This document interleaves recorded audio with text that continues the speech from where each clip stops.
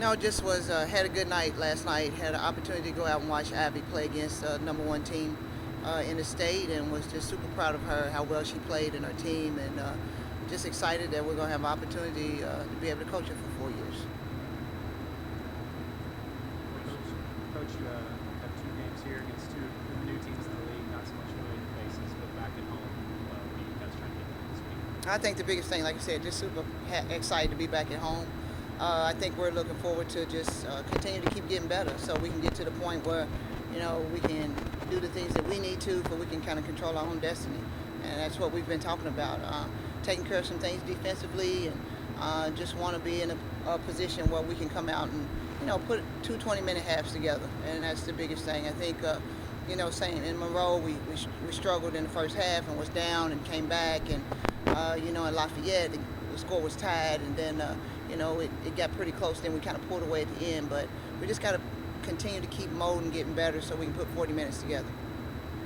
Kendall's had a really nice stretch here, and she started to show what she's been capable of this whole time, but just hasn't been able to do it because of her injuries. That's why when we signed Kendall Noble, that's all I talked about, and how excited we was to have the opportunity to sign a kid like that. She's just a super kid, works hard. I'm just happy for her because, like you said, the injuries have plagued her, that she hasn't been able to do the different things. I think that she's been able to show some of the fans, and especially she was huge for us on the road. To average 19 points, that swing, and do the things assist-wise and things she could do. She's just a very talented player, very smart, and gives us another opportunity to have someone else kind of put Micah at the shooting position and kind of run her at the point sometime. Her emergence seems like it's really come at a good time too, with Alexis being out. How big of a boost has she provided for you guys? It's been huge, and I think it's just been a great team effort all across the board. Different people have stepped up at different times, and I think that's what it's all about. So, we're just trying to grow as a team. As I talked about before, trying to be playing the best basketball we can in February. We found a way to win, and that's what it's all about, especially when you go on the road. Now we got to put two good games here at home and take care of business. Kendall was a really versatile player in high school and several triple doubles for Bear County. Did you expect all of the aspects of her game to translate as well as they have, especially on this stretch? We've seen her kind of go up the stage. I always thought that Kendall was, a sleeping giant out there because of what you said.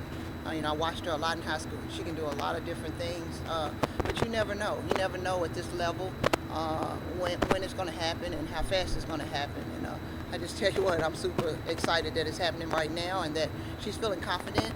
Her teammates are, feeling confident in what she can do, and they're all just working together, and we're just pulling together as one. As far as Texas Arlington goes, we see on paper that they're really struggling, but what do you see?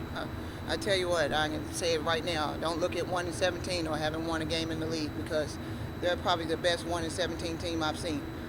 Just athletically, get up and down the floor. They're going to change up defenses on us, which sometimes is a struggle for us. They'll play a lot of different, give us a lot of zone looks from 3-2 to 2-3, and then they like to get the ball inside. They have a guard that can really shoot it. So it's going to be a challenge for us, and that's what I'm talking to our team about. There is no way right now that you look at anyone's record and you think that there's any situation where you can come out with a win without you playing, and that's what we're not going to do. We're not sleeping on them. And all their games, they've had 4 or 5 games that they've lost. They lost to South Alabama by 2 points, and they've been 3, 4, 5-point ball games. So they're right there, and I don't want it to be us to be the team where it breaks out, they get their first win. So that basically being said, no concern about complacency or anything like that, just because hey, we look at their record and this should be easy. I think there's no complacency with us, and that's what we talk about a lot, because we can't have complacency. There's no room for error in this league. I mean, you look at, we're tied right now with Georgia State, who's went on a 4-game winning streak. So you got to be prepared each and every day when you come out, and that's what we're talking to our team about, making sure every day we're ready. We do the things that we need to as a team, and then we follow the scout in the game plan.